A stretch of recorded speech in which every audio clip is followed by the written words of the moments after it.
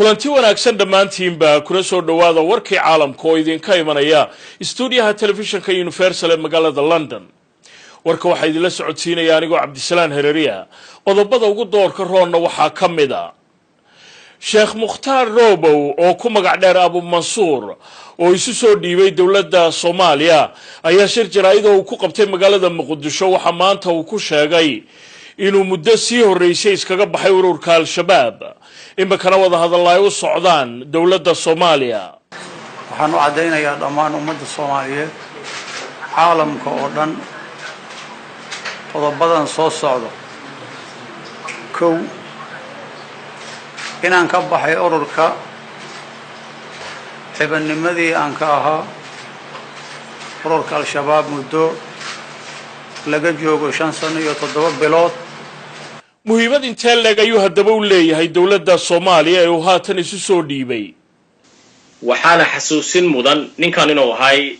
dadkii aasaasayaashii shabaab wax kastoo la dhihi karo dadkii Soomaaliyeed way u geysteen qayb uu ka yahay. uma arko in anigu hero welcome la siiyo loo soo dhaweeyo sidii nin maaragtay hogaamiye qarana ama nin wadankii wax weyn u taray oo mudnaantaas la siiyo. laakiin waan arkaa in fursadda maanta taala laga faa'iideysto. ururka u dooda xuquuqda aadamaha Human Rights Watch-na waxa ay sheegeen in aanay ahayn oo aanay banaanayn marka la eego qawaaniinta caalamiga ah in laga saamaxo dambiyada ay sheegeen inuu hore u galay.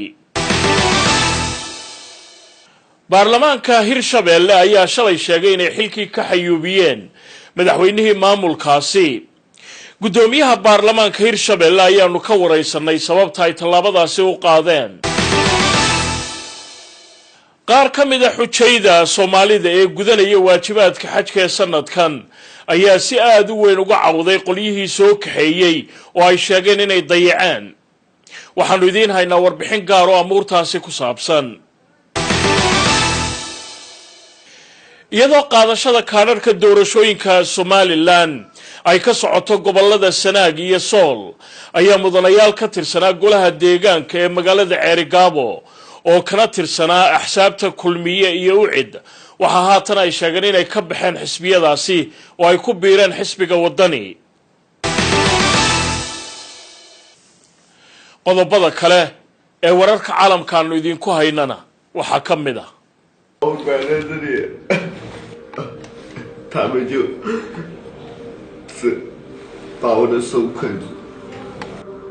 最容易成孽。我们在收治的这个网。waa dawladda Shiinaha oo si xoog leh ugu guntatay inay wax ka qabato dhibaatada haysata dadka tiradoodu ay ka badan tahay 24 milyan ee qof ee iyagu ku walfay isticmaalka internetka. dawladda Shiinuhu tallaabooyin noocee ay dadkaasi ka qaaday waa inoo goordhow.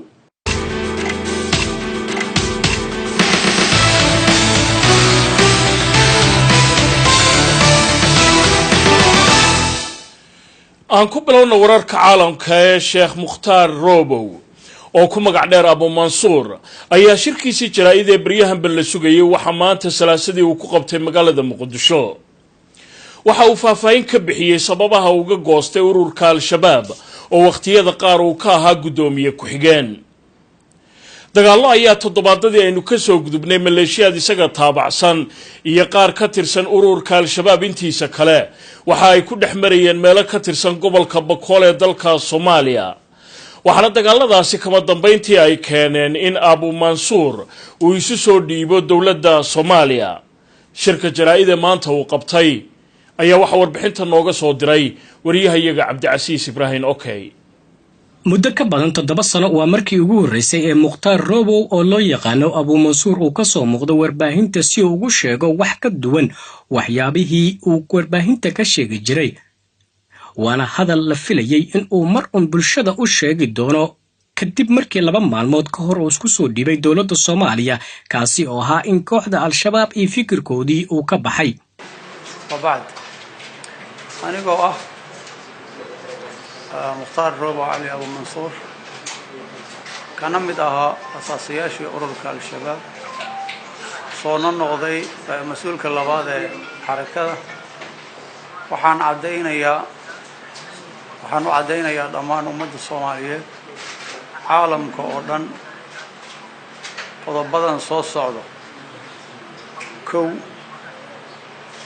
inaan ka baxay ururka xibanimadii aan ka ahaa ururka al-shabaab muddo laga joogo 5 sano iyo 7 bilood sababta aan uga baxayna ay tahay kala duwanaan fahan iyo khilaaf aqiido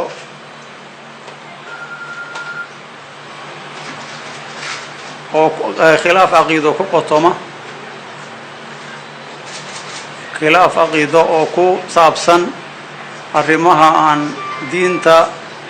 dadka iyo dalka u adeegaynin tan kale muddadaas 5 sano iyo 7 bilood waxaan ku noolaa duurka meel ka mid ah Bokool meeshaasna waa la igu weeraray taasoo la rabay in la igu dilo ilaahayna waa iga badbaadiyay waana iska difaacay goobta saxaafadda uu kula hadlayay wadaadkan ayaa lagu keenay gaadiidka aan rasaasta karin waxaana galbinayay ciidanka gaarka ee nabad sugidda Soomaaliya shiiqa ayaa toddobaadkan gudihiisii isku soo dhibay dowladda Soomaaliya kadib markii uu culays kala kulmay al-shabaab oo weeraray halkii uu muddo dhowr sano ah gabaadka u ahayd isaga oo aan ku saf ahayn Mukhtaar Robow ayaa intii warbaahinta uu la hadlayay sheegay inuu u mahadnaqayo dowladda Soomaaliya iyo saaxiibadood isagoona intaa ku daray in isaga iyo dowladdu wada hadallo u socdo waxaan u mahad celinayaa dowladda Soomaaliyeed iyo saaxiibadeeda caalamka kaalinta ay ku lahaayeen in heerkan ay wax soo gaaraan waxaan cadaynayaa in uu wada hadallo noo socdo dowladda federaalka Soomaaliya oo aan marti u ahay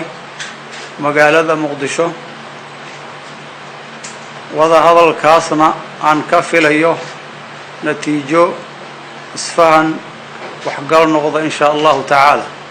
qodobka ugu dambeeyo waxaan mar kale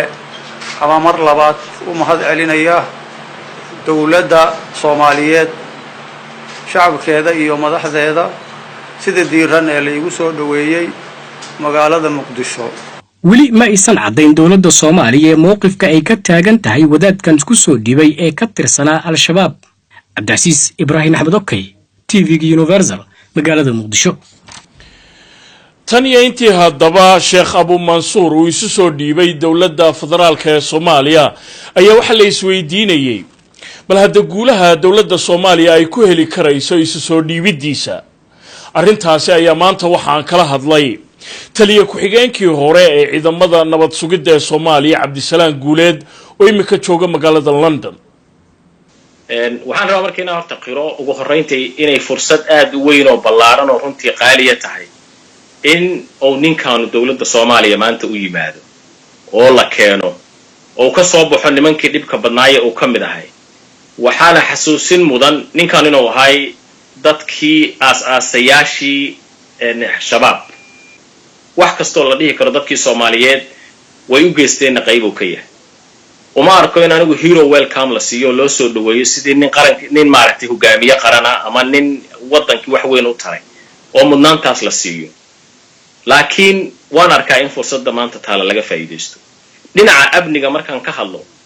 ninkaanu mutadawacnimo ama si voluntarily isuma soo dhiibine naftiisa un baa la soo badbaadiyo hadda asaga dan weyn ku qaba inuu yimaado oo dowladda Soomaaliya maanta uu gacanteeda soo galo asaga dan weyn ku qabo dowladdii hore way ka faa'iideysay weyda Xasan Daahir Aways oo wuxuu maray meel runtii aad u dhib badan isagoo dabcan ma oonaan ahayn nin u diyaar waxyaabo badan dowladdiina ma aysan ahayn dowlad fahmi kartay inay ninkaan oo kale la tacaamusho oo miisaankan leh waxyaabaha kale oo marka ninkaan uga bedelan yahay waxay tahay oo maanta la dhihi karo waa la xusi karaa waqtigu uu ka bedelan yahay waqtigii hore dowladdu way ka bedelantaa dowladdii hore arrintaas waxay u baahan tahay marka inay dowladda Soomaaliya ku baraarugto tiraado aan wax ka baranno wixii dowladihii hore ay ku fashilmeen dadka soo galaya high profile ka ama de maarta level ka sare ah shabaab kamida ama nimankan dagaalamaya kamiduhu ma ahan Abu Mansuur iyo ma ahan iyo ninka leeyahay Xasan Daahir Aways ninka atama jire waxaasoo dhanna meelay ku dambeeyeen ama macno ay dowladihii u sameeyeen ma ayna jirin waxaanu eedaynayaa inay tahay farsamo xumo dowladuhu ay leeyihiin ninkan hadda yimid Abu Mansuur wuxuu aad iyo aad muhiim ugu yahay not only dowladda Soomaaliya kaliya laakiin hay'adaha la dagaalamaya maaragtay fikirka xaq jirka oo dhan ama dowladaha la dagaalamaya sida kuwa gobolka iyo kuwa kale adduunka ka yimid Soomaaliya maaragtay saacidaada weyn ka geysanaya ama kulug kalaama deegaan ahaan ama ciidamo ahaanba maaragtay Soomaaliya xiriirka la ayuu wax kaasi waxa uu ahaa Cabdisalaam Guuleed oo hore u ahaan jiray taliye ku-xigeenka ciidamada nabad sugidda ee Soomaaliya waqtigii dowladii hore ee madaxweyne Xasan Sheekh Maxamuud waxaanu haatan ku sugan yahay magaalada London ururka u dooda xuquuqda aadamaha Human Rights Watch ayaa warbixin ay soo saareen ayaa iyaguna waxa ay ku sheegeen waa sida hadalka ay u dhigeen inay tahay in sida ay dhigayso qawaaniinta caalamiga ahi aan laga dhaafin Abu Mansuur dambiyada ay sheegeen inuu ka galay Soomaalida ururka Human Rights Watch ayaa warbixin qoraal oo ay soo saareen waxa ay ku sheegeen in Mukhtaar Robow uu door hogaamineed kulaha ururka al-shabaab xilli ururkaasi ay geysteen bay yiraahdeen weerarro aan loo meeldayn oo loo geystay rayidka iyo caruur xoog lagu qoray askarta iyo xadgudubyo kaleba waxaana ugu baaqeen ururkaasi dowladda Soomaaliya in la baadho doorka Robow uu ku lahaa arrimahaasi oo haddii mas'uuliyadaasi ay ku cadaatana markaasi loo ciqaabo weli waxaad nagala socotaan wararkii caalamka oo idinka imanaya stuudiyaha telefishinka Universal ee magaalada London warbixinaha kale ee weli inoo soo socdana waxaa ka mid ah madaxweynaha Mareykanka Donald Trump oo ku bogaadiyay dhigiisa wadanka Kenya Uhuru Kenyatta doorashada mar kale loo soo doortay madaxweynenimada wadankaasi oo Mr Trump uu sheegay in uu madaxweynahaasi qabtay doorashooyin xalaala oo xaqa oo si hufan u dhacay warbixintaasi goordhow ayaanu idiin soo gudbin doonaa laakiin aan ku horeyno Jowhar waxa baryahan ugu dambeeyay cirka ku laalaa muran xoog leh oo u dhaxeeya baarlamaanka iyo madaxweynaha dowlad goboleedka Hirshabeelle murankaasi isa soo tareeyay ayaa waxa uu keenay shalay Isniintii xilkii madaxweynenimada ay ka xayoobiyaan baarlamaanku madaxweynihii Hirshabeelle haddaba arrimahan ayaa ugu horeyntii waxaanu ka wareysanay gudoomiyaha baarlamaanka Hirshabeelle Maxamed Axmed Xaaji Cagmadhige ayaa telefoonka kula hadlay Cagmadhige arrintaas sax weeye ninkaasu madaxweynihii hore xilka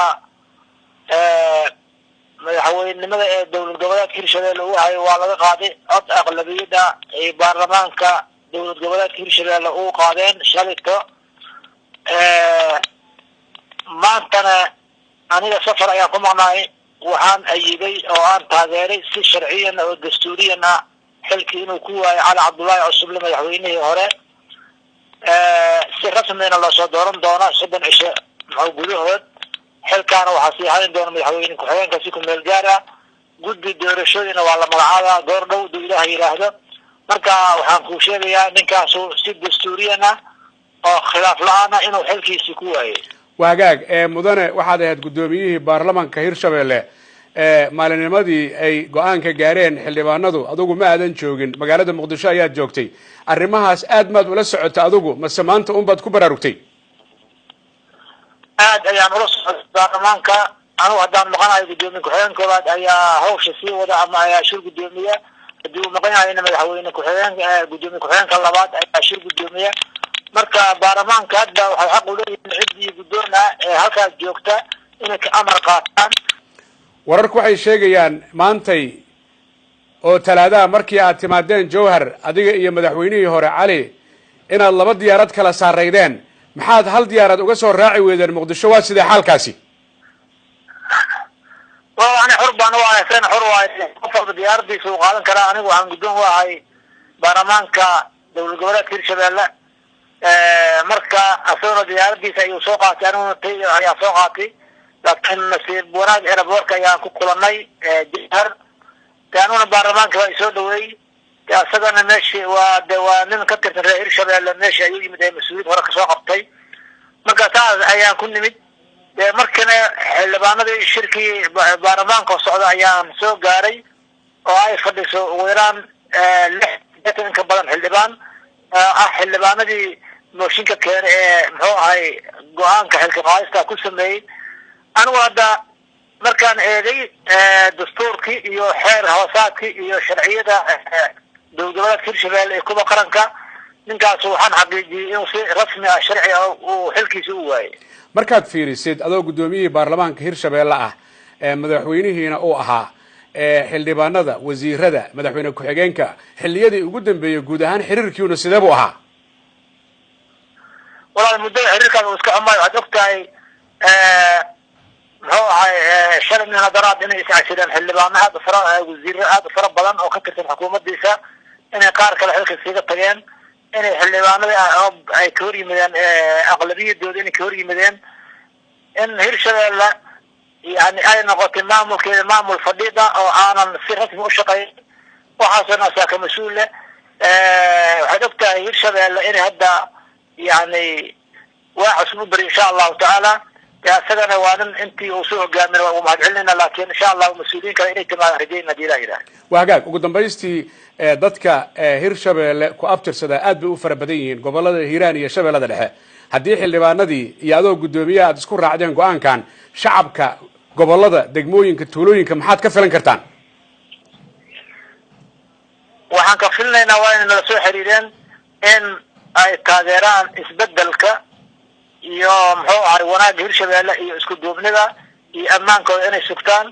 madaxdu way isbedeli kartaa madax kale ayaa ammaan karta way isbedeli kartaa laakiin midnimada Hirshabelle in ay ka shaqeeyaan oo ay isbedelka taageeraan ayaan ugu baaqayaa in ay nabadooda ilaashadaan kaasi waxa uu ahaa gudoomiyaha baarlamaanka maamul goboleedka Hirshabelle Cusmaan Barre Maxamed oo khadka telefoonka ugu waramayay wariyahayaga Maxamed Axmed Xaaji Cagmadhige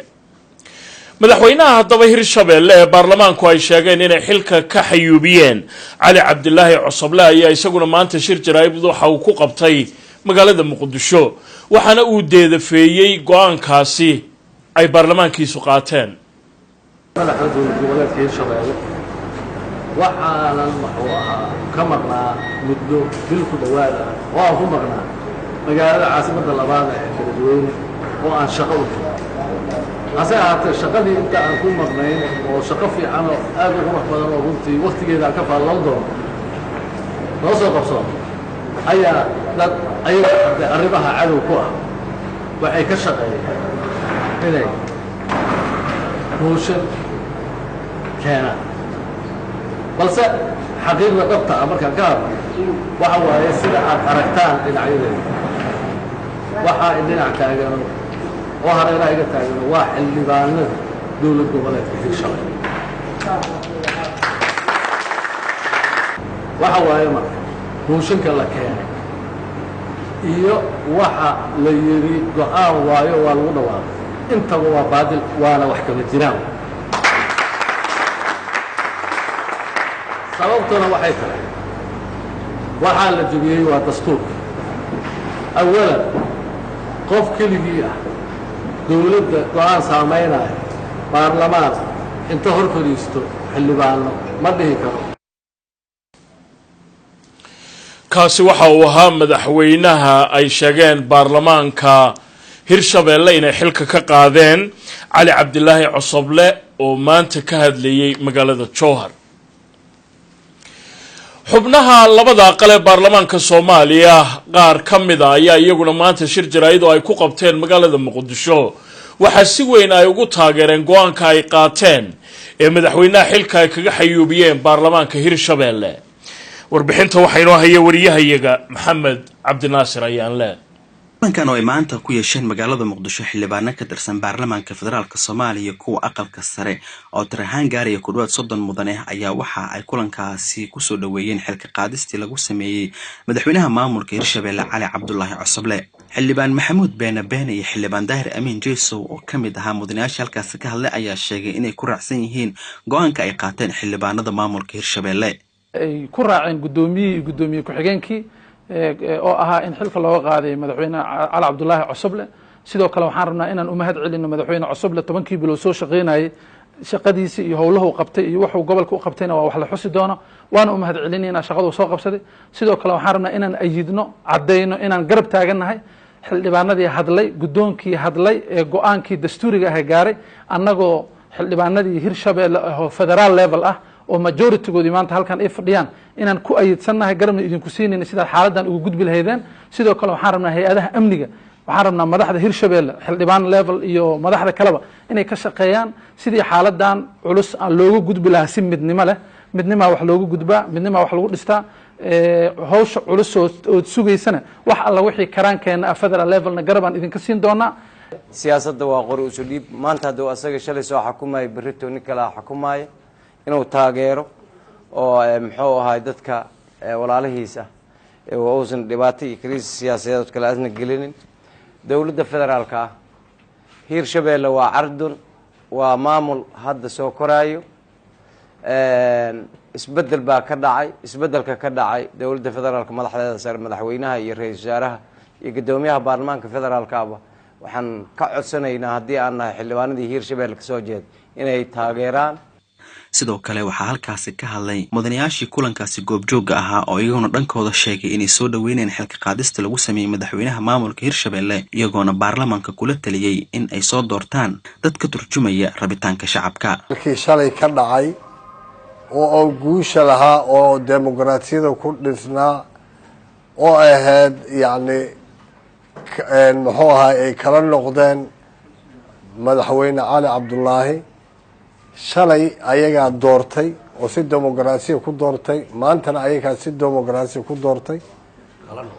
oo maantana ayagaa si dimuqraasiya kala noqday 12 bilood oo ka shaqeynaya dawlad goboleedka waa ugu hambalyeynayna waana bogaadinayna runtii dadaalkiisa iyo runtii kartidiisa iyo waxqabadkiisa dheeriga ah muujiyay waxaan ugu baaqaynaa maamulka intiisa kale iyo sida hay'adaha amniga golaha baarlamaanka ee dawlad goboleedka Hirshabeelle inay muujiyaan mas'uuliyad iyo deganaansho maxamed cabdinaasir ayaanle TV-ga Universal magaalada wali waxaad nagala socotaan wararkii caalamka oo idinka imanaya stuudiyaha telefishinka Universal ee magaalada London warbixinaha kale ee wali inoo soo socdana waxaa kamida qaar kamida xujayda sanadkan waajibaadka xajka u tagay goobaha barakaysan ee lagu cibaadeysto ee wadanka boqortooyada Saudi Arabia oo aad iyo aad cabasho uga muujiyay qolyihii iyagu hawlahaasi u fulin lahaa oo ay sheegeen inay gabeen oo ay dayaceen warbixin gaara ayaa inoo soo socoto amuurtaasi ku saabsan iyo hogaamiyaha xisbiga mucaaradka ee Somaliland ee wadani Cabdiraxmaan Maxamed Cabdilaahi Cabdiraxmaan Ciro oo maanta xisbigiisu xafiisyo cusub ay ka furteen magaalada Ceerigaabo ee gobolka Sanaag qodobadaasi iyo qaar kale ayaa wali inoo soo socda madaxweynaha Mareykanka Donald Trump ayaa si diiran u soo dhaweeyay doorashada mar kale dib loo soo doortay madaxweynaha wadanka Kenya Uhuru Kenyatta waxaanu madaxweynaha Kenyatta si weyn ugu amaanay waxa uu ku tilmaamay doorashooyinka sida cadaaladda ku dhacay ee xaq ahaa ee madmadowgaanu ku jirin ka dhacay wadankaasi madaxweynaha Mareykanka Donald Trump ayaa waxa uu ku amaanay dhigiisa wadanka Kenya Uhuru Kenyatta iyadoo mar labaad uu ku guuleystay jagadaasi oo markaasi doorashadii la qaaday uu ka helay hogaamiyaha mucaaradka Raila Odinga ayaa isagu sheegay oo ku eedeeyay dawladdu inay doorashooyinkaasi ku shubatay warbixin ka soo baxday aqalka cad ee looga arrimiyay wadanka Mareykanka ayaa waxa lagu sheegay salaasadan maanta in dawladda Mareykanku ay aad uga walaacsan tahay oo ay ka amakaagsan tahay wararka ku saabsan mudaharaadyada lagu oogayo wadankaasi ee markaasi qaarkood ay noqdeen qaar rabshado wata waxaana ay ku booriyeen dadka wadanka Kenya in khilaafka u dhaxeeya ay ku xalliyaan dhinaca sharciga guddiga doorashooyinka wadanka Kenya ayaa waxa ay sheegeen waa guddiga ugu qaabilsan dhahda xuquuqda aadamaha ayaa waxa ay sheegeen in ugu yaraantii 24 qof ay bileysku toogasho ku dileen kuwaas oo mudaharaadyo ka oogayay doorashooyinka ka dhacay wadankaasi bishan aynu ku jiro ee August 8deedii bileyska Kenya ayaa iyagu qirtay in ay dileen 10 qof dadkaasi oo ay sheegeen dhammaantood inay dambiye gacmaha kula jireen.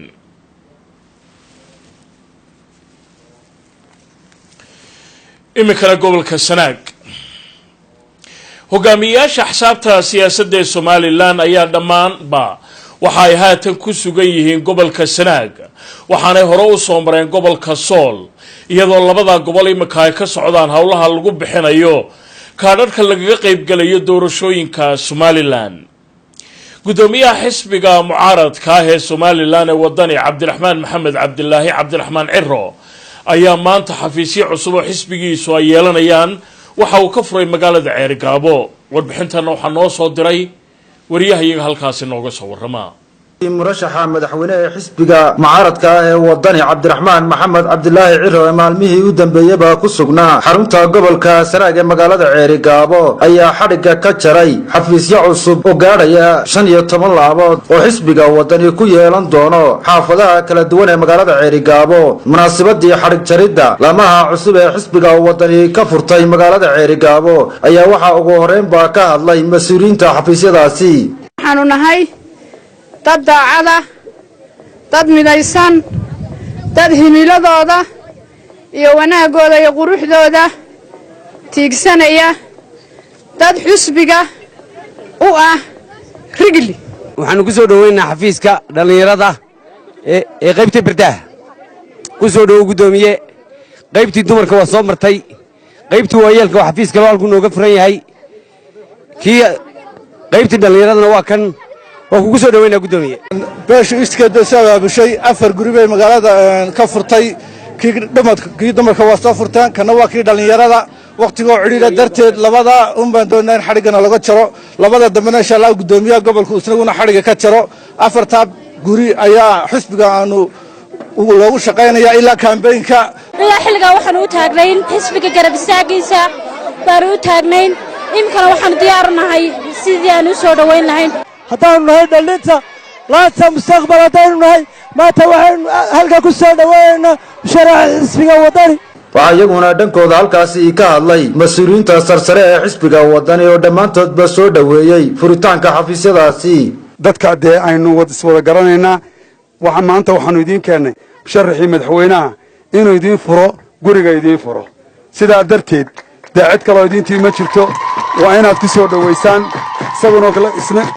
isna kelmadihiisu idin odhanayaa. ugu dambayntiina waxaa munaasabadaasi ka hadlay murashaxa jagada madaxweyne ee xisbiga wadani Cabdiraxmaan Maxamed Cabdilaahi Ciro oo xadhiga ka jaray xarumahan cusub ee xisbiga wadani ka furtay magaalada Ceerigaabo. waxaanu idinka mahadnaqaynaa guud ahaan gobolka Sanaag iyo magaalada Ceerigaabo sidii quruxda badnayd ee noo soo dhaweysay.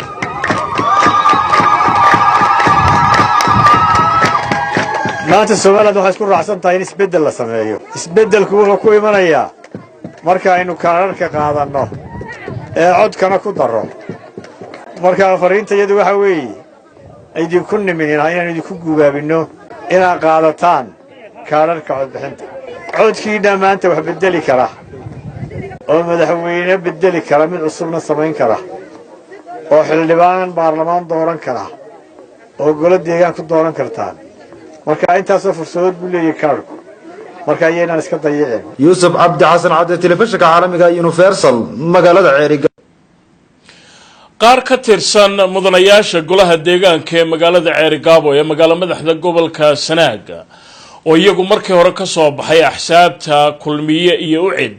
ayaa shir jaraa'id oo maanta ay ku qabteen magaalada Ceerigaabo waxa ay ku sheegeen inay ka baxeen xisbiyadii ay ka tirsanaayeen oo haatan ay ku beereen xisbiga kale ee mucaaradka ee wadani. mar kalen waa kan wariyahayaga Ceerigaabo ku dhawaaqay inay gabi ahaanba si rasmi ah isaga casileen xubinnimadii xisbiyada kulmiye iyo ucid xildhibaano ka tirsan golaha deegaanka degmada Ceerigaabo oo sheegay inay ku beereen xisbiga mucaaradka ah ee wadani. xildhibaanada oo si jiraad si wada jira ugu qabtay magaalada Ceerigaabo ayaa waxa hadaladoodii ka mid ahaa anigoo ah Maxamed Axmed Jaamac xildhibaan golaha deegaanka ah ka soo baxay xisbiga ucid. markii aan fikiray arkay siyaasadayada fadhiya xisbiga ucid waxaan door biday inaan aniga iyo taageerayaashayaduba maskaxdayada iyo muuqayaga kula shaqayno xisbiga waddani halkan anigoo Axmed Ismaaciil Cali oo ah xubin golaha deegaanka ah kana soo baxay ururadii dhacay muddadii sidii sharcigu ahaana ugu biiray kulmiye waxaan maanta halka ka sheegayaa oo aan u cadaynayaa ummadda inta hor taagan iyo inta ay daawan doonta inaan kulmiye ka baxay oo aan u wareegay xisbiga waddani waxaan u sheegayaa taageerayaashaydii saaxiibaday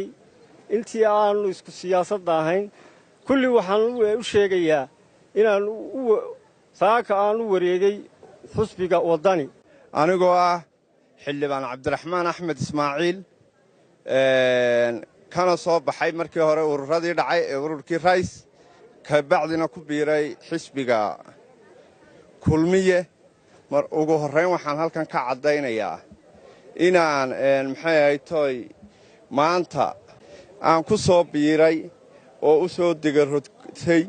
xisbiga waddani sidaa darteed waxaan taageerayaashaydii ugu baaqayaa oo aan halkan ka soo jeedinayaa inaynu u codayno xisbiga maxay ahayd tooy waddani si kastaba ha ahaatee iscasilaadan ayaa ku soo beegmaysa xilli gebi ahaanba taageerada bulshada gobolka Sanaag ay dabeeshoodu u sii janjeedho dhanka xisbiga mucaaradka ah ee waddani Yuusuf Cabdi Xasan Cabde telefishinka caalamiga Universal magaalada Ceerigaabo haddaba ma aha hogaamiyeyaasha axsaabta siyaasadda ee Somaliland oo kaliya kuwa kormeerka ku maraya gobolada ay ka socoto bixinta kaadhadhka codbixinta Somaliland laakiin guddiga doorashooyinka ee Somaliland ayaa xubno ka tirsan waxa iyaguna ay marayeen goobo ka tirsan gobolka Sanaag warbixinta waxa noo soo diray wariyahayaga Ceerigaabo Kulita Komishanka Doorashooyinka Somaliland ayaa kormeer ku soo gaalabixiyay deegaanada bariga iyo galbeedka gobolka Sanaag oo ay ka socoto hawsha kaadh qaybinta codbixiyaha doorashooyinka waxaana markii ay Komishanka Doorashooyinka Somaliland ay gaareen deegaanadaasi ay si weyn ugu kuur galeen sida shaqada kaadh qaadashadu uga socoto deegaanadaasi iyagoona warbixino ka dhageystay howlwadeenada fulinaya kaadh qaybinta ugu dambeyntiina waxa Komishanku kormeerkoodaasi kadib saxaafadda uga xog warameen xaaladda kaadh qaadashada ee deegaanadaasi socodkeegaan ku soo baxnay Ceerigaabo ee aan ku soo maray goobaha soo dhan labadii gobood ee Elif Weyn iyo Elmidgaan imika aan ku suganahay Fadhigaad oo ah meelihii loo tirinayay shaqooyin ku dhex maray dadka walaalaha ee wada deganaa maanta iyagoo ku wada jira oo cidina dhex gelin ayay si gobanimo ku jirto u qaadanayeen kaadhkooda ilaahay aan ka baryay halka inuu nagu sii wado nabad ilaahay baa keenay cid kale ma keento marka ilaahay ogaado marba timaad ilaahay ka baryay inuu ka dhigo waqtigii nabadu ay hirgeli lahayd safarkeygana waa sii wadan doonaa oo garadag baan yar tagi doonaa waa kormeerkayga caadiga kuwiisha ku bixi jiray gobol kasta oo laga bilaabo kaadh qaybinta waxaan ugu baaqaynaa dadweynaha gobolka Sanaag ee isdiiwaan geliyay inay ka faa'iideystaan fursadan kaadh qaadashada waxaan soo maray Elif Weyn degmadaan soo maray intaaba kaadh qaybintu way ka socotay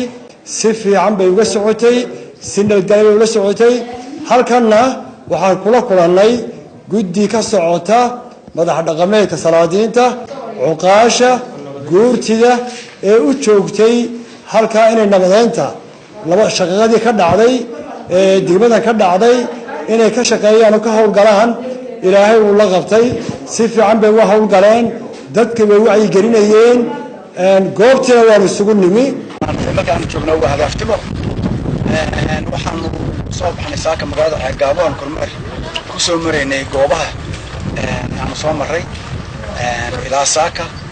ilaa 4 goobood oo hore aan soo maray iyo magaalada hadaaftimo hadda aan joogno yani 3 goobood oo ah baran 2 goobood oo hadaaftimo iyo kale iyana qolada aalcado soo dhameysay kaarkii soo wada bixisay ayaan isugu yimi runtii maalmood hore ayaa lagu jiraa oo maanta waa maalintii saddexaad sabti axad isniin iyo maanta salaasa maalintii afraad ay weeyaan maanta haddii la qadarkeed leeyahay waxaan soo aragnay intii aan soo soconay oo dhan goobuhu si fiican bay shaqadu uga socotay wax cilada ama carqalada oo haba yaraatay aan ku soo aragnayna meeyay jirin Yuusuf Cabdi Xasan Cabde telefishinka caalamiga Universal magaalada Ceerigaabo dhinaca kalena xoghayaha dhinaca warfaafinta ugu qaabilsan xisbiga mucaaradka ee wadani ayaa shir jaraa'id oo maanta uu ku qabtay magaalada Hargeysa waa sida hadalka uu dhigay waxa dawladda uu aad ugu canaantay howlaha uu sheegay inay ragaadsan yihiin ee dekedda magaalada Berbera warbixinta waxa noo soo diray wariyahayaga nooga soo warrama magaalada Hargeysa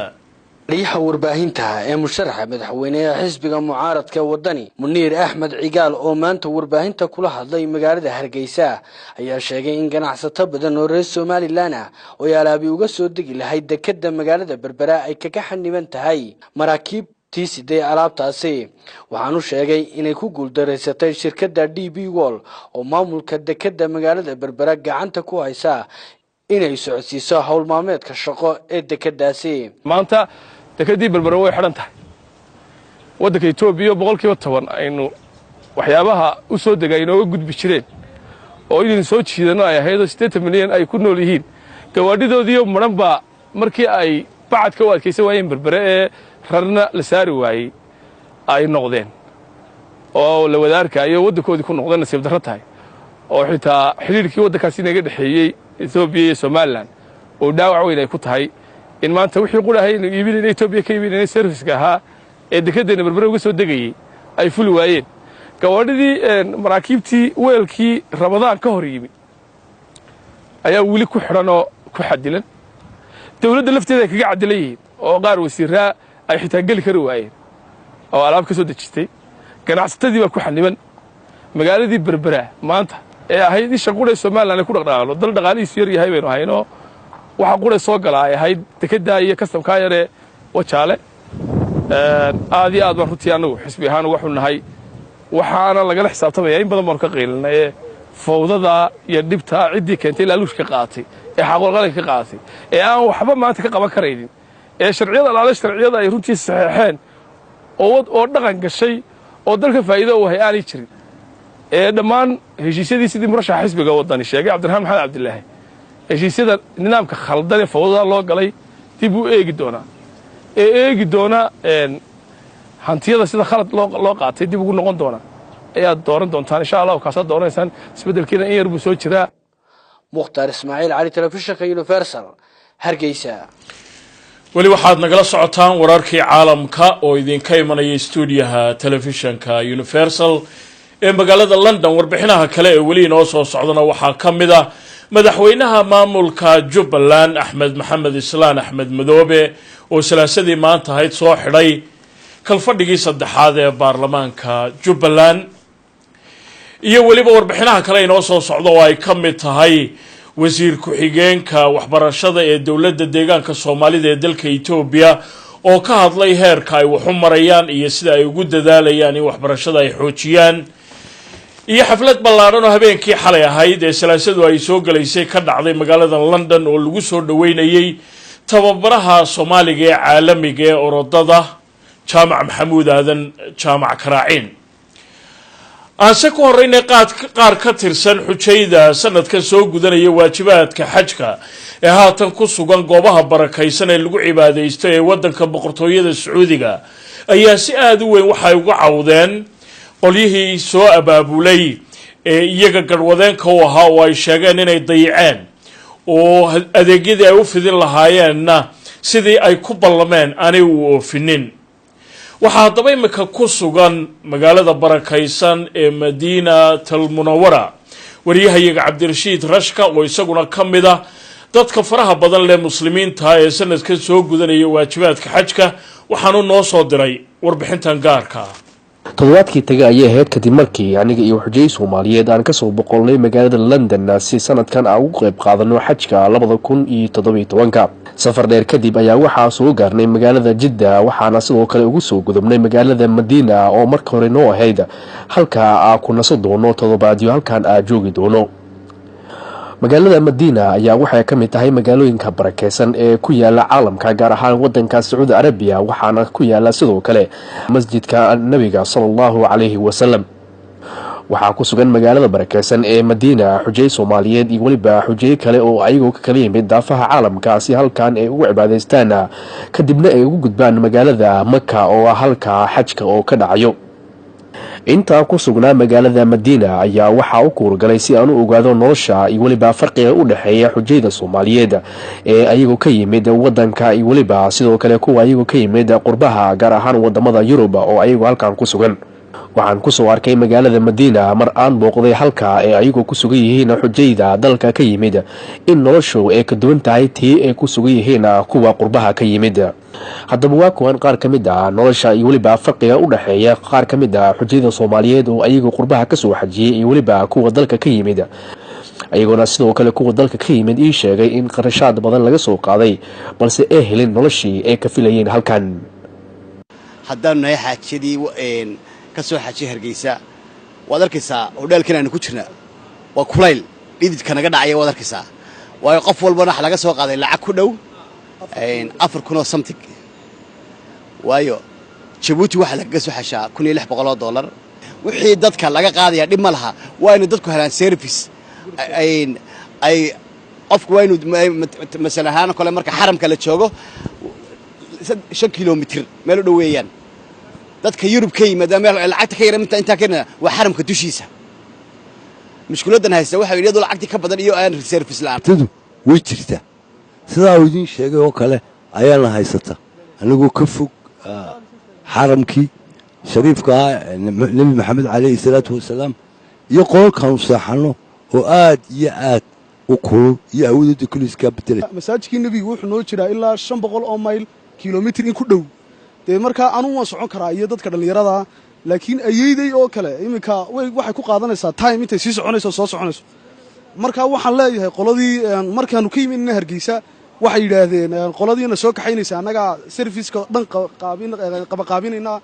laakiin markaan halkan nimid maanu arag qofkii isagunba ama ayeeda wad ama hooyada wad qofkii isagunba la silcay ilaa halka geynaya dhibaatada jirta waa taa waxaad moodaa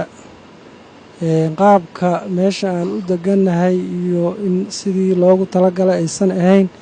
hoteelka aan deganahay hotel oo aan isleenahay maxaan ku iraahdaa aad u kulul waaye kulley dhaliishaasaan soo jeedinaynaa in uuna hoteelkii noo qalmo ahayn annaga hadda waqtiganagii waa dhammaan rabaaye dadka kaloo naga dambeeyo walaalaha waxaan codsanaynaa in meeshan ka wanaagsan la dejiyo waxaanu deganahay hotel ka soo horjeeda imaka in masaajidkii nabiga oo aad u raaxo leh salaad kasta oo kamidana waxaanu ku tukanaa masjidkii nabiga calayhi salaatu wasalaam reer Furqaan ilaahay khayr ha siiyo runtii aad iyo aad ayay hawshooda u wanaagsanayd hadday noqoto ilaa magaaladii markaanu Birmingham ka soo dhoofnay alxamdulillah Madiina dee hodheel aad u wanaagsan oo aad u weyn oo masjidkana u jira 3 ilaa 3 mirid hadda ma dhaweed waxa laga maqlayay salaadii adinka salaadii subax dhanka kale waxaan isku daynay mas'uuliyiintu ayaga mas'uul ka ah xujayda Soomaaliyeed ee ka timid dalka waxaana noo suuragelin inaan helno maadaama taleefanadooda aan la heli karin. intaasi kadib ayaa waxaa la kulnay Sheikh Maxamed Heebe oo asagoo ka mid ah xujayda Soomaaliyeed ee sanadkan sidoo kalena ka mid ahaa mas'uuliyiinta hogaaminaysay xujayda Soomaaliyeed ee sanadkan soo xajinaysay waxaana Sheikh Maxamed oo nagu warbixiyay dhibaatada inta badan ee la kulmaan xujayda dalka ka timaada iyo waliba dadka mas'uuliyiinta oo xujaydaasi keenay dhibaatada ay kala kulmaan. maalin baa iman doonta nolosha ay gaadhaan meel wacan aakhirana ha ku gubanina dadka wado adduunyadana ha ku ceeboobina ilaahayna subxaanahu wa ta'aala xaraan iyo suxta ka shaqaysanina ee uu tuura oo nuxaadaydan caawin kareen faraha ka qaad ha joogan dhulkooda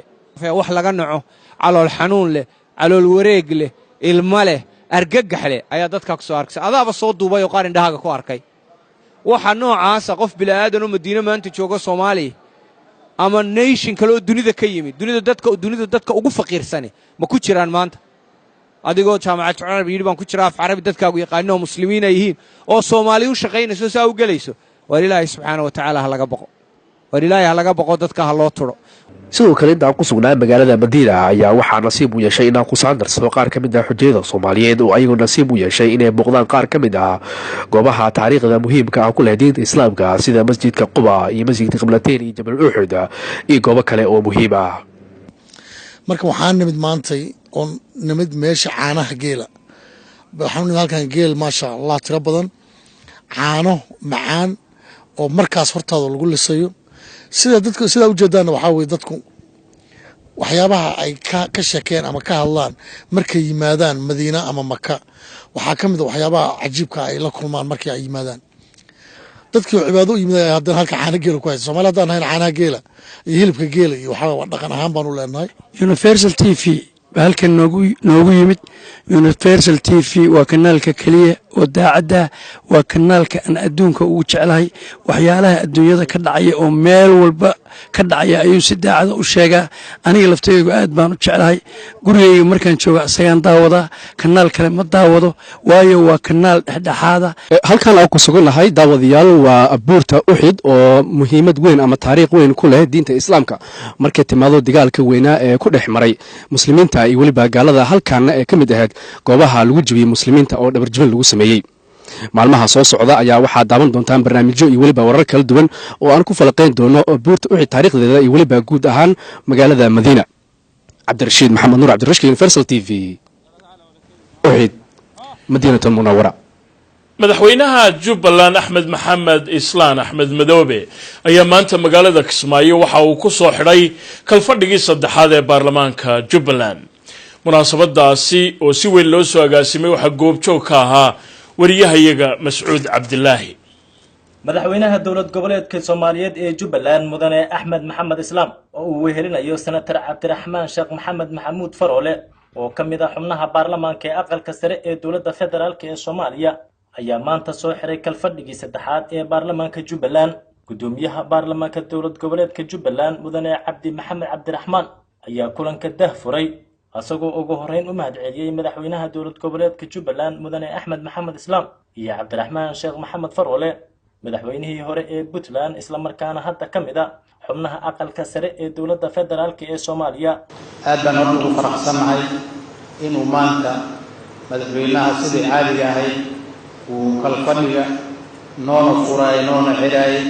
maanta ay ku weheliyaan marti aad noogu qiimo badan agteena madaxweynihii hore dowlad goboleedka Puntland haddana ah senator ka tirsan senatarada qaranka intaha waa xiritaanka kalfadhiga ee baarlamaanka dowlad goboleedka Jubbaland intaasi kadib ayaa xildhibaanada baarlamaanka dowlad goboleedka Jubbaland waxay cod gacantaaga ku ansixiyeen in maanta la xiro kalfadhiga saddexaad ee baarlamaanka Jubbaland kaas oo socday bilihii la soo dhaafay senator Cabdiraxmaan Sheekh Maxamed Faroole oo kulanka hadal ka jeediyay ayaa amaanay xildhibaanada baarlamaanka Jubbaland sida hufan ay u gudanayaan waajibaadkooda wuxuuna ku booriyay xildhibaanada dowlad goboleedka Jubbaland in ay sharciga ku dhaqmaan aan jarahay inaan xusuusiyo in uu saaran yahay xil weyn walihiina shacabka maxaa yeelay rabitaankii dadkaas oo maamulkaas samaystay idinkaa wakiilka ah waana u dhaarateen inaad ilaahay hortiisa waxaad ugu dhaarateen aad fulisaan waa waxa ilaahay inuu ku wakiilka dhigay dadka aad samaysateen dadka in soo doortay oo aad maslaysaan hadday noqoto horumarkooda nabadgelyadooda midnimadooda is-ururintooda iyo inaad ka shaqaysaan inaad ka howlgashaan Soomaaliya inteeda kale ugu dambeyntii madaxweynaha dowlad goboleedka Jubbaland mudane Axmed Maxamed Islaam ayaa sheegay in uu xiran yahay kalfadhigii saddexaad ee baarlamaanka dowlad goboleedka Jubbaland asagoo sheegay in ay fasax gali doonaan isla markaana wuxuu dhanka kale madaxweynuhu ka hadlay arrimaha isqa qabsiga dhulalka iyo shidadiisa waxaan maalin dhaweed go'aan ku gaarnay inaan muddo 2 bilood lagu dhiso adeegii garsoorka si loo helo garsoor hufan oo shaqada dhabta ah ee dadka ay u baahan yihiin qabta oo cidda naga caawinaysana ay naga caawiso waxaan hadda u sameeyey dadweynaha maalmo aan la kulmo cabashada ugu badan ee dadku ay ka hadlayaan waa dhul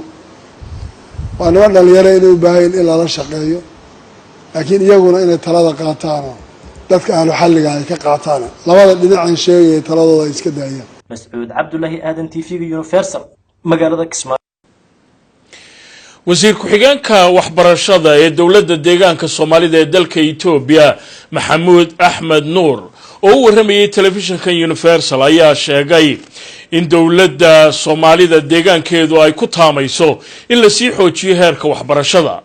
warbixintanna waxaa noo soo diray wariyaha nooga soo warrama magaalada Jigjiga. wasiir ku-xigeenka xafiiska waxbarashada ee dowladda deegaanka Soomaalida Itoobiya mudane Maxamuud Axmed Nuur warbaahinta xafiiskiisa ugu horeeyay ayaa sheegay in 2019 qorshayaasha uu yaala xafiiska ee dhanka kor u qaadida tayada iyo tirada ardayda isoo kale tayeynta macallimiinta iyo guud ahaanba qorshayaashii kor loogu qaadayay dhanka waxbarashada natiijooyin fiican laga keenay. qorshihii sanadkan xafiiska nagu yaalay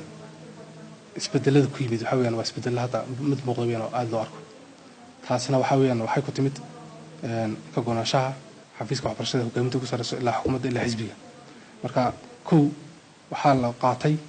xukuumadda xisbigan in tayada waxbarashada la adkeeyo oo kor loo qaado. marka tayada waxbarashada marka la adkeeyo kow waxa weeyaan waxa laga duulayaa in gashiga uu baahan yahay hadday noqoto macallimiin tayo leh in la sameeyo ayaa qasab noqonaysa. marka taasina waxa weeyaan hadda GTP1 ka dhammaan GTP2 inuu dalkeenu ka mid noqdo wadannada dhaqaale dhexaadka yahay kow waxaa shuruud ah in iskuul standard ah inuu dalku yeesho. marka iskuuladeena in standard aan ka dhigno oo kuwa tayo leh oo shuruudaha buuxinaya waa noqdaan. waxa la ugu weyn ee isbedel ku yimid waxaan oran karnaa waxaa kamid ah hawlahaas. wasiir ku-xigeenka xafiiska waxbarashada ee dowladda deegaanka Soomaalida Itoobiya mudane Maxamuud Axmed Nuur hadalkiisii wata ayaa sheegay in guud ahaanba 2019 ay waxbarashada ku jireen in ka badan 1,200,000 kun taasoo natiijooyin wanaagsan laga keenay dhanka waxturka ama yaranta draw outka iyadoo guud ahaanba natiijooyinkaasi sanadkan ay noqonayso laga dhaxlay waarnimadii sanadkii hore mid wanaagsan marka la eego sanadkii hore dugsiyada dhexe dugsiyada sare iyo diyaargarowga jaamacadaha ay noqon doonaan mid ka sareysa kuwii sanadkii hore isla markaana natiijada sanadka 2019 oo hadda yimid boqolkiiba 60 uu sanadkan ka sareeyo sanadkii hore. 2019 natiijadii imtixaanka fasalka 12 oo hadda la sii daayay waxaan oran karaa marka sanadkii 2018 la eego isbedel ballaaran baa ka jira absaalahan. waxaan kulamo kala gedsan la yeelanay dugsiyada deegaanka ayaan la yeelanay waxaan la yeelanay waalidiintii ardayda baan la yeelanay waxaa kaloo aan siinay imtixaan la model exam oo tijaabo u ah bal heerka ay taagay yihiin inaan ogaano intayn imtixaanka qaranka aan qaadan kor oo ka hirgelinay iskuullada deegaanka oo dhan fasalka 12 iyo 13 ardayda qaadanaysay hadda 2019 waxaa macnaha natiijooyinkan keenay ay ka mid tahay. wasiirku hadalkiisii wata ayaa sidoo kale fariin wuxuu u diray bulshada qaybaheeda kala duwan in qorshaha 2019 wax xafiisku xooga saari doono kor qaadida waxbarashada hablaha kor qaadida tayada macallimiinta iyo ka jawaabida baahiyahooga iyo guud ahaanba qorshayaasha 2019 ee u yaala xafiiska kulana dardaarmay waalidiinta inay ka soo dhalaalaan kaalintooda looga fadhiyo. waalidiinta waxaan ku dardarmanaa sanad dugsiyeedka 2019 tirsiga Itoobiya in ay kaalin weyn ku leeyihiin waxbarashada isla markaana inay carruurta dadooda gaadhay waxbarasho inay u soo diraan goobaha waxbarashada ee deegaankeena ku yaala macallimiinta iyagana waxaan ku dardarmanaa inay quality-ga iyo tayada waxbarashada inay ka qayb qaataan isla markaana diiwaangelinta ardayda sanad dugsiyeedkana inay ka qayb qaataan oo wacyigelinta gurigooda ka bilaabaan. waa hagaag weli waxaad nagala socotaan wararkii caalamka oo idinka imanaya stuudiyaha telefishinka Universal ee magaalada London. magaalada London gaar ahaan dhinaca galbeedka habeenkii xalay ahayd waxaa ka dhacday munaasabad ballaaran.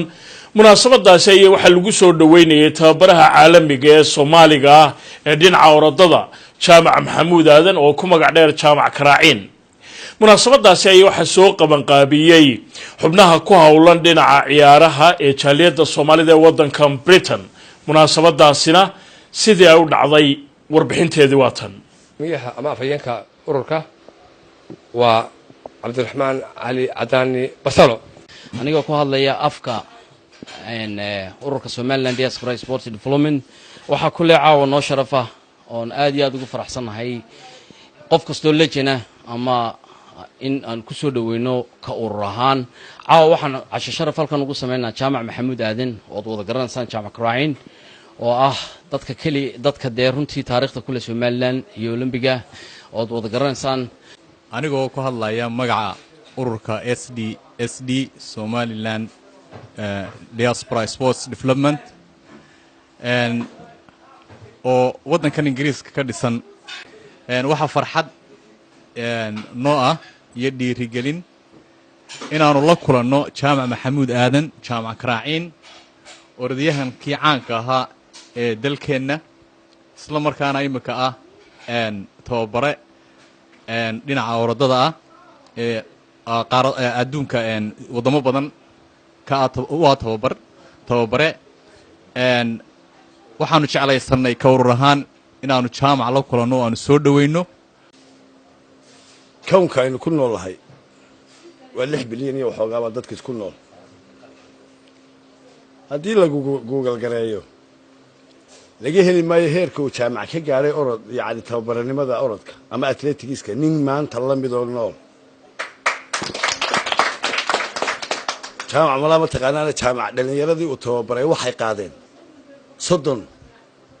world champion 13 world record 4 olympic waa goolka keliya waxaa ka dambeysay mid intii imika aan ku maqnaa xagga landka hal gooloo kala timo waxay noqdeen 13 world record bay noqonayaan markaa adduunyada intaa la eegdee jaamac raacin adeerka idinku walaal baa lahayd anigoo adeerkee horta nin lihi ma jiro run ahaantii waxaa nasiib daraa jaamaca adduunyada autograph way weydiistaa way taqaanaa laakiin bulshadiisa soomaaliyeed ma yaqaanaan taasina waa dibudhac ku yimid dadkeenna maha macnaheedu jaamac inaan imika anigoo ammaanayo waxaan xasuustaa eedhiyadii anagoo ciyaartoy xeraysan ayaa jaamacoo markaa wata ah tababaraha atletigiska afrikaanka ayuu yimi riwaayad baanu ku jirnay show gaadhigaa riwaayadda hor dhigay tuute markaa orange buu sitaa xagga dambana waxa kaga taalla afrika iyo taytalkiisa iyo magaciisa ilaahay bay igaga sarreeya markiiba aniga waxay soo gaadhay tolo goormaad adiguna sidaasoo kale tuuto afrikaankaa qaadanood noqon yacni laacib wallahi alcadiim aan jaaniskan kaga faa'iidaysano jaamac oo maanta marti nooga ah london jaamac barasho ma baana runtii laakiin waxa ummadda uu ka dhashay waxaan rabnaa bal inaan u shaacino bismi illahi raxmaan raxiim marka hore waan salaamaya salaanta islaamka assalaamu calaykum waraxmatullahi wabarakaatu salaan kadib waxaan aad iyo aad u mahad celinayaa ururka isku xilqaamay inay soo dhoweeyaan inay casho ay sameeyaan inay ixtiraamaan inay qadariyaan aad iyo aad baan ka mahad celinaya taas mid ku cusub maaha london ama UK london markii ugu dambeysay xafladda weyneed ee lagu dhigay markii la doortay coachka dunida waxaa dalka kaliya dalku uu baahan yahay cid walba ciyaaruhu waxa weeyaan waa qabiil gooniya siyaasi maaha in la soo urursado in la muxuu ahaa dadka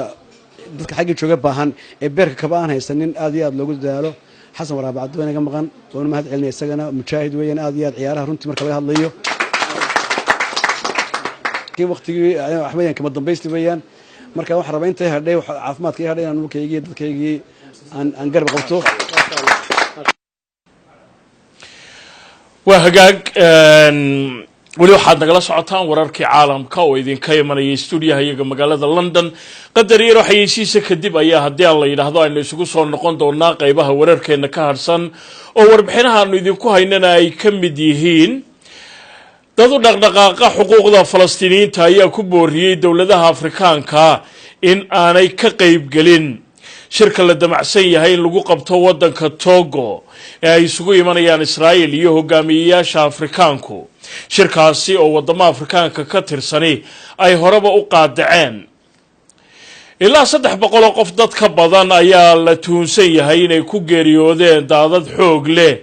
iyo buur ku soo duntay magaalada Freetown ee caasimadda waddanka Sierra Leone ee ku yaala galbeedka Afrika qodobada kale ee weli aanu idin haynana waxaa ka mid ah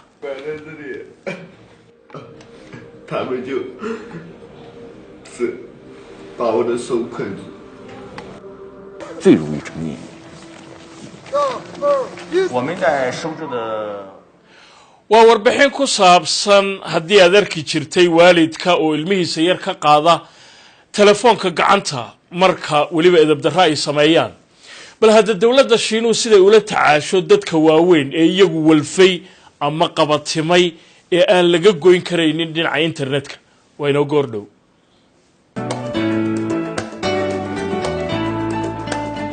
waa sharikadii xawaalada Amana Express oo ku baahsan dunida oo dhan oo idin ammaan gelisa wax kastoo aad ku ammaanaysataan. sharikada xawaalada Amana Express amaanadiina ayay idin ammaanaysaa oo idin geystaa goob kasta iyo goor kastaba sida ugu dhaqsaha badan. abwaaniintii horaa tiri sharikada Amana Express waa loo aayaa oo waa lagu abshiraysaha. meel kastoo aad joogtaan yaan la moogaan inaad xoolihiina aad ku ammaanaysataan kuna dirsataan sharikada xawaalada Amana Express. wixii faahfaahina ee Amana Express shaashada ka daawada. Amana online adeegeeda waa loo aaye. Amana online adeegeeda waa lagu abshiraystay.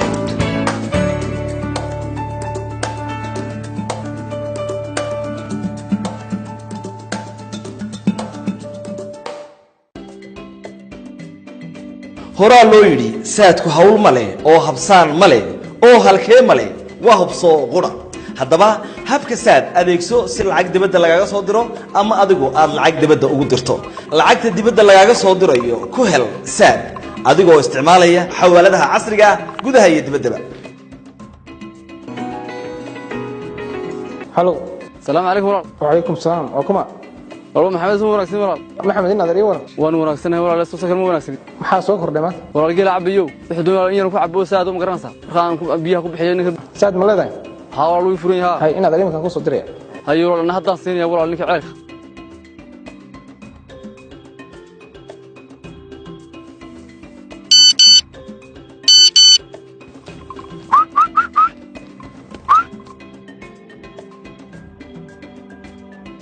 walaal waa biilkii lambarkay ku dir ما شاء الله حوالي ساعة degdeg badana marka dalka gudihiisa lacag ka direyso ee aad isticmaalayso saad service gal saadkaaga dooro laba oo ah lacag diris ka sii dooro xawilaad kadib dooro xawaalada dibadda sii dooro haddana shirkadda aad doonayso inaad lacagta ku dirto. haddaba ha mogaanin telesom saad service iyo xawaaladaha casriga ah Taj Express, Well Remit, Bakal Express iyo Tawakal.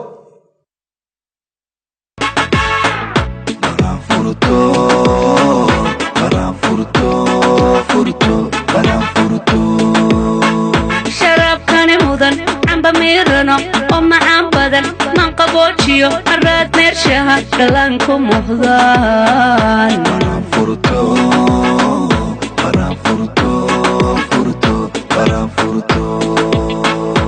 midha saafiya way maroojeen mashiina casriya matidena maqribiya subax ka mabsuudee yalla moogaan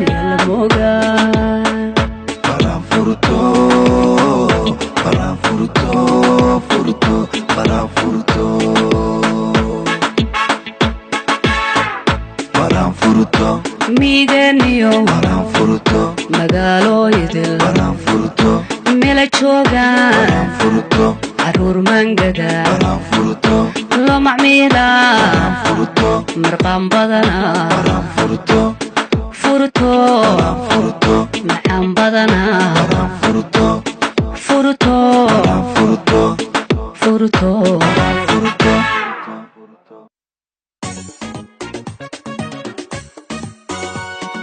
qumaniya qumanow aqalkiina quruxda badan yaa qalabeeyey waa dukaanka loo qiray qalaabaynta guryaha loo wada riyaaqay soo booq mar qura indhaha ku qanciyo dukaanka adeega casriga EVC Plus ku kaydso ku shuba airtime oo ku adeeg haqabtirka baahidan iyo horay in loo talaabsado hormuud baahir geliso hawada sare geysay EVC Plus service adeega casriga EVC Plus dalka hooyo dhammaan qof kasta ahanayo loo riyaaq EVC Plus service ku shuba airtime oo kula hadal eheladaada iyo saaxiibada hal kastaaba ha joogin dal iyo dibad wehel weeye hormuud har iyo habeen ku adeego ku bixi biilka telefoonka biyaha korontada waxbarashada iyo kiloo dhan evc plus service ku dukaamayso hanka baahidaadiyo ku adeego mar kasta evc plus service evc plus ku xidha salaam bank adoo joogo halkaaga ku kayso oo ka isticmaal hadba intii aad rabto evc plus service uu isticmaal hanaanka baalki payment oo ku bixi mushaarka shaqaalaha wixii intaasi dheer haddaba keli xiriir 1 ama 1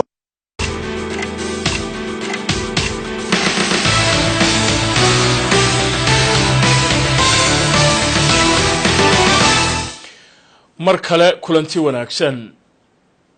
waxaa lagu soo waramayaa in imika 300 oo qof ay kor u dhaafeen tirada dadka ku dhintay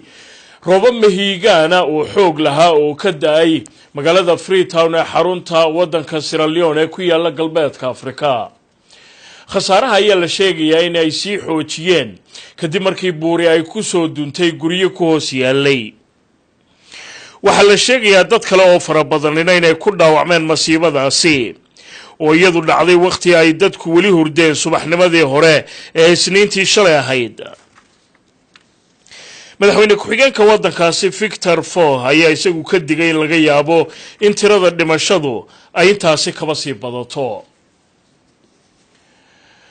xubnaha dhaqdhaqaaqa xuquuqda Falastiiniyiinta iyo dad aqoon-yahana ayaa ugu baaqay hogaamiyayaasha Afrikaanku inay ka dhaga adeegaan oo aanay ka qayb galin shir madaxeedka loo ballansan yahay inuu ka dhaco wadanka Togo bisha Oktoobar ee nagu soo aadan shirkaasi ayaa waxa la damacsan yahay in la isugu keeno hogaamiyayaasha Afrikaanka iyo hogaamiyayaasha wadanka Israa'iil dhowr hogaamiyo Afrikaan ayaa imikaba iyagu ka gowsaday in shirkaasi ay ka qayb galaan waxaana kala yihiin hogaamiyayaasha wadamada Morocco, Algeria, Tunisia iyo Mauritania oo iyagu qaadacay shir madaxeedkaasi ra'iisul wasaaraha Israa'iiliyiinta Benjamin Netanyahu ayaa lagu wadaa inuu halkaasi kula kulmo ilaa 20 hogaamiyo Afrikaana si markaasi dib loogu soo nooleeyo xiriirkii dhinaca diblomaasiyadda iyo dhaqaalaha ee Israa'iil ay la lahayd wadamada Afrikaanka ugu dambeyntiina la yaab ma laha wadanka adduunyada ugu dadka badan ee Shiinaha oo dadkiisa imika lagu qiyaaso in ay aad sare ugu dhaafeen 1 bilyan iyo 300 oo milyan oo qof in marka ay timaado isticmaalka internetkana ay dadkiisu adduunyada ugu badan yihiin ilaa 200 oo milyan dad ka badan ayaa lagu qiyaasaa internetka inay isticmaalaan haddaba la yaab ma laha baan u malaynayaa 200 ee milyan ee qof in 24 milyan oo ka mid ay iyagu ku walfaan isticmaalka internetka inta badan dadkaasi waxa la sheegaa in ay ku isticmaalaan geymamka ku jira internetka qaar fara badan oo kalena aaladaha kale ay ka mid yihiin xidhiidhka dadweynaha ama social media wax loo yaqaano ayay iyaguna qabatimeen oo markaa laga goyn kari waayay markii haddaba looga taag waayay shaqo kaleba ay dadkaasi diideen ayaa qoysaskoodii waxa khasab ku noqotay in dawladda culays lagu saaro iyo hogaamiyaasha degmooyinka bal in arrintan si uu la yiraahdo sanadkii 2008 ba haddaba dawladda Shiinuhu waxa ay tiri arrinta waa in talaabo laga qaadaa si aanay dhalinyarada Shiinuhu u noqonin markaasi qaar dantooda ku seega internetka iyo isticmaalkiisa xad dhaafka wax kasta oo la badsadaaba dhibaatay leeyihiin deedna arrintii waxay noqotay markii dambe in la furo goobo lamida waxaynu naqaano dhaqan celiska oo kale oo markaa lagu dhaqan celinayo dadkan iyagu ku walfay ee uu qaatay internetku iyadoo arrin la yaab leh xarumahaasi ayaa haddaba waxa ay soo jiiteen fiirada dadweynaha wadanka Shiinaha iyo kuwa caalamkaba kadib markii uu ku dhintay mid ka mid ahaa dadka halkaasi ku jiray dhawaanahan sida arkaysaan waxa la baraa xirfadihii militariga si markaa loo dhaafiyo oo looga jeediyo in dadkaasi ay iska iloobaan markaasi isticmaalkii internetka ay ku walfeen